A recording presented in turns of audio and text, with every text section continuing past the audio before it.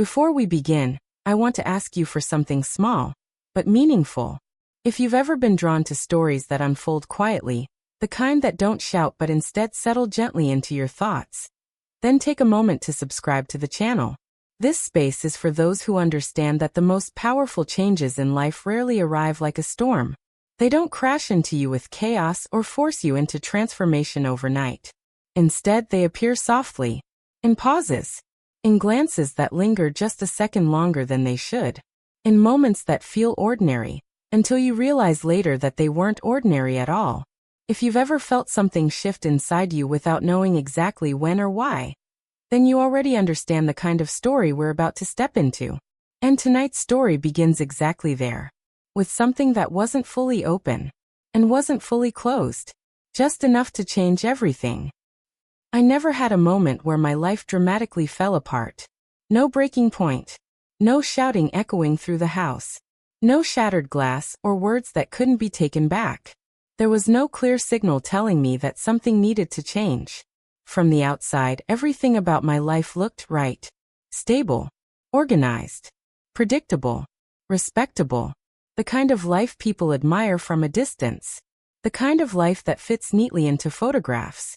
I lived in a beautiful house. My husband, Marcus, was successful, confident, driven, always moving forward. We had routines that worked. Dinners at the right time. Conversations that stayed within safe boundaries. A life that functioned smoothly, like a well-maintained machine. And yet, there was something inside me that had gone quiet. Not broken. Not even unhappy, exactly. Just muted. Like a piano that had slowly drifted out of tune. You could still play the music. The notes were all there. But something about the sound felt slightly off, subtly, persistently wrong in a way you couldn't immediately explain. That's the strange thing about emotional silence. It doesn't arrive suddenly. It doesn't announce itself. It slips in quietly. A little less laughter here.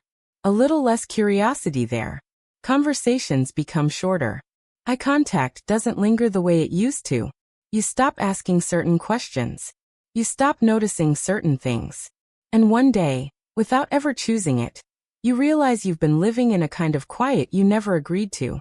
But at the time, I didn't think of it like that. I thought, this is just what life becomes. That Tuesday night began like any other. Nothing remarkable. Nothing memorable. The house was wrapped in stillness, the kind that settles in long after midnight when the world has finally exhaled. It was quiet in a way that made even the walls seem at rest. I woke up thirsty. That was it. No deeper meaning. No hidden significance. Just a simple, forgettable reason to leave the warmth of my bed. I slipped my feet onto the cool wooden floor and stepped into the hallway, careful not to make noise. The air carried that late-night heaviness. A calm so complete that even the smallest movement felt amplified. Every step sounded louder than it should. Every breath felt noticeable. Halfway down the hallway, I saw it. Light. A thin line of warm, golden light stretching across the floorboards. It cut through the darkness with quiet precision, like a blade made of something softer than steel, but just as sharp. I stopped walking. For a moment, I just stood there, staring at it. The light was coming from a door that wasn't fully closed. And not fully open. Just slightly. Ajar. The door belonged to Julian. Julian had been living with us for several months. He was Marcus's younger cousin, 24 years old, a musician, and sensitive in that way artists often are before the world teaches them to hide it. He had come to stay temporarily. At least, that was the plan. He was working on something. A composition he hoped would become the foundation of his career. Marcus had offered him a place to stay while he figured things out. Marcus liked helping people. Especially family. It made him feel capable.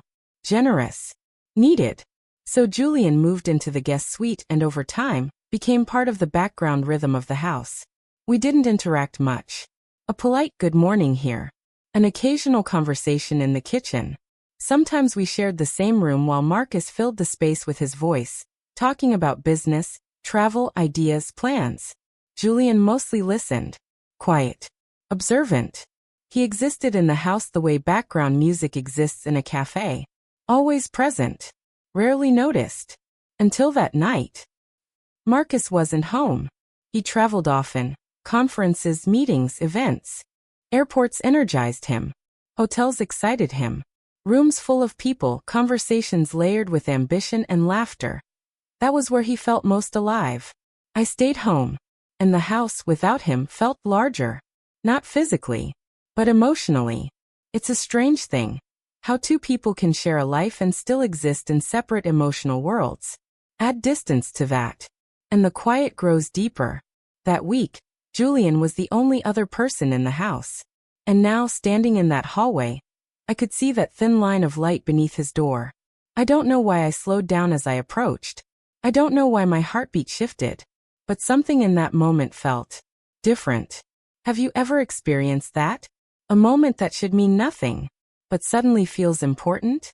When curiosity doesn't feel casual, it feels magnetic.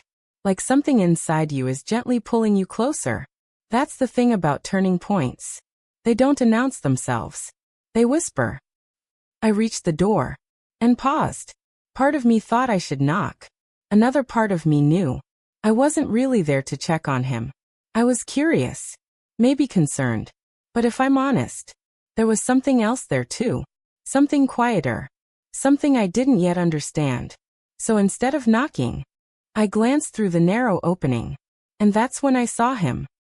Julian was sitting on the floor beside his bed. His back rested against the mattress. His shoulders were slightly slumped. A laptop sat open in front of him, casting a pale blue glow across his face, cool and distant, making the room feel colder than it actually was. But it wasn't the light that held my attention. It was his expression. There's a certain look people have when they believe they are completely alone. A look they would never show if anyone else were watching. Their defenses fall away. Their posture softens. The mask disappears. Julian had that look. Not dramatic grief. Not loud, overwhelming emotion. Something quieter. Something raw. Something unguarded. His eyes were fixed on the screen, but he didn't look present. He looked like someone carrying too much for too long. And then, his shoulders began to tremble. At first, barely noticeable. Then more clearly. He lifted his hands to his face. And I realized. He was crying. Not the kind of crying people perform in front of others. This was different. Contained. Silent. The kind that escapes only when someone is certain no one is watching. The kind that carries years of pressure in a single moment. I should have looked away. I should have stepped back. But I didn't. Because once you witness something like that, you can't pretend you didn't. And then I noticed something else. In the reflection of the wardrobe mirror, I could see the laptop screen. A video was playing. Julian appeared younger in it. He was laughing. Standing beside someone I didn't recognize. They were outside, somewhere bright, somewhere warm. The camera shook slightly as whoever was filming laughed along with them. It was a simple moment. Just happiness, captured and frozen. But Julian wasn't smiling. He looked like someone staring through a window into a life he could no longer reach. I hadn't meant to see any of it. But in that moment, something shifted. Something invisible. Something fragile. And real. Maybe it was the sound of my breathing. Maybe it was a subtle movement. Or maybe some instinct told him he wasn't alone. Because suddenly, Julian turned his head. And our eyes met. Through the narrow gap. Shock. Then embarrassment. Then something close to panic. He shut the laptop immediately. Too late. Some things can't be unseen. I didn't hear you, he said quietly. His voice felt heavy, like the words had to push through something thick. For a second, I didn't know what to say. I should have apologized. I should have explained. I should have left. But I didn't. Because something about that moment felt important. Two people had just stepped behind each other's emotional masks. Not intentionally. Not by choice. But it had happened. And there we were. Seeing each other clearly for the first time. That was the moment everything quietly began to change. After that night, we avoided each other. Not deliberately, but instinctively. The way people do when something unexpected becomes too real too quickly. The house felt different. The silence wasn't empty anymore. It was alive. When strangers share silence, it feels neutral. When two people share something unspoken, silence carries weight. Every hallway encounter felt charged. Every small sound made me aware of where he might be. Even when we weren't in the same room, I could feel his presence. Not attraction. Not yet. Just awareness. The kind that comes when someone has seen something real inside you, and you've seen something real inside them. Days later, Marcus returned. The house filled with his energy again. He entered with stories the way some people enter with luggage. Eager to unpack everything immediately. Conversations. Laughter. Momentum. He thrived in motion. And suddenly, whatever had shifted between Julian and me had to hide beneath normal life. But it didn't disappear. It simply changed shape. We moved around each other carefully, like magnets slightly out of alignment. Close enough to feel the pull. Careful enough not to touch it. The first real conversation happened on a Sunday afternoon. Rain tapped softly against the windows. The library smelled like old paper and polished wood. Marcus was out, and Julian sat across from me, hands gripping the armrests like he was preparing himself. Finally he spoke. About that night. His voice hesitated. I don't want things to feel strange. I looked at him, and I saw sincerity. Not embarrassment. Not defensiveness. Just honesty. So I said something simple. You're human. We all fall apart sometimes. The tension left his shoulders almost instantly. Relief moved across his face. But then, he said something unexpected. I've noticed you too. Something in me stilled. What do you mean? He hesitated, carefully choosing his words. You sit on the porch sometimes, he said, late in the evening. And you just stare at the gate. I didn't speak. Like you're waiting for something, he continued softly.